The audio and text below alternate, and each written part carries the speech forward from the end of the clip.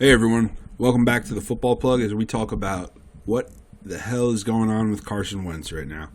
I'm sure as many Philadelphia fans, many more football fans around the globe have noticed he's not having the greatest of seasons so far. And that's a bit of an understatement. However, everyone has to have a worst season ever technically, right?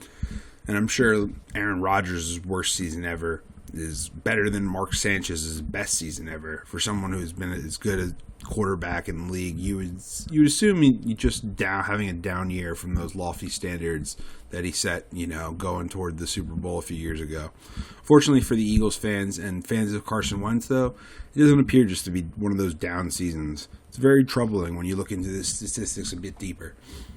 He's having his worst ever completion percentage, down 2% from his previous worst, but 11% down from his best season just 2 years ago. Double the amount of interceptions he threw, 10 fumbles this year, a passer rating in QBR below his rookie season, and yards per attempt that equal his rookie year's stats. The last stat I want to mention is that he's been sacked already 40 times this season through 11 games at the time of recording. That's at least 3 more than any of the previous season combined. And remember, we're only, I actually slipped. We're only 10 games into the season, including his bye because he still has to play tonight.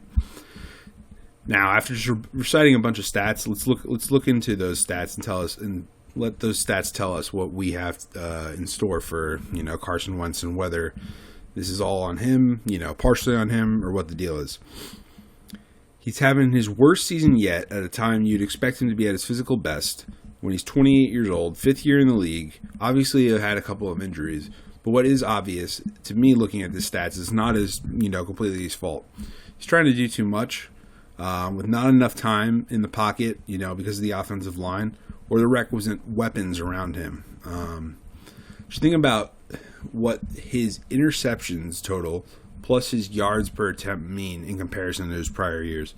He's throwing the ball, on average, a shorter distance, but he's still throwing. His interception rate is 3 times higher than just last season alone, which means he should be throwing easier passes in turn, but they're getting picked off at a 3 times higher rate than he was, just from last season. And that has to do with the fact that he's getting pressured him almost immediately off the jump, And we know from the sack stats, his receivers also are not getting any separation, so he's throwing into more tighter contested windows, more likely to be intercepted. Having watched him many times, you could tell that obviously he backs himself as a top-end quarterback, someone who could lead this team. And even if he doesn't feel like he might not think that, the weapons around him are great, but he probably still believes in himself that he could produce as a quarterback without, the greatest of weapons and still get these Eagle teams to get into the playoffs. Right now, though, he's just forcing it way too much. He's trying to create something out of nothing, which is commendable, obviously, because, you want to do everything you can to try and, win the game, and you don't want to leave on Sunday saying, I feel like I could have done more, And, it's just backfiring for him. He's taking he's trying to get rid of the ball as he's getting hit, and, those picks are going back for touchdowns, and it's really just hurting the team more than it is, trying to, get them closer. Ideally, I think the Eagles would like to see if Carson's play could lift the team around him, make these inferior players better, but it's showing right now that between the injuries and the weapons, it's just not working out.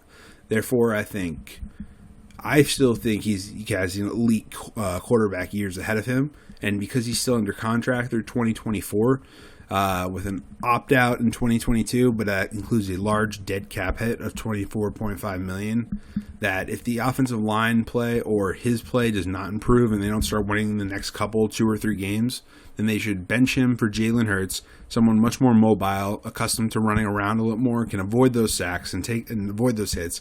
And worst comes to worst, they can find out whether or not they have 2 quarterbacks on their roster that they feel capable, going forward, that can lead them to success, and then they can trade one for draft picks, worst case scenario. So thanks for all for tuning in. If you enjoyed, comment, subscribe, and I'll talk to you guys next time. Thanks.